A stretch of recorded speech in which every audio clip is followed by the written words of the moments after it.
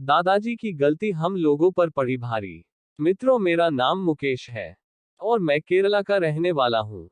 आज मैं आप सभी को अपने परिवार के साथ घटी हुई सच्ची घटना के बारे में बताने जा रहा हूँ। मेरे दादाजी की मौत करीब 30 साल पहले हो चुकी थी।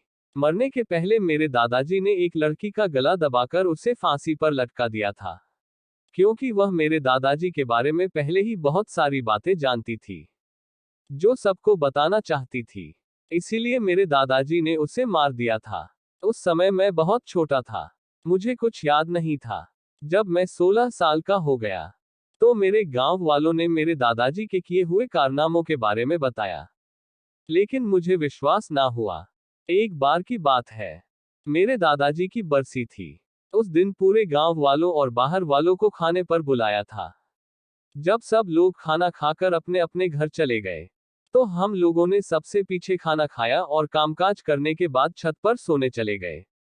आधी रात बीतने के बाद मेरे चाचाजी अजीबोगरीब हरकतें और तरह तरह की आवाज निकालने लगे। कभी हंसते और कभी जोर जोर से रोने लगते। तब मैं बहुत डर गया था। तभी मेरे पिताजी ने बोला कि तुम सभी नीचे जाओ, और मेरे पिताजी चाचाजी के सामने हाथ जोड़कर बैठ गए।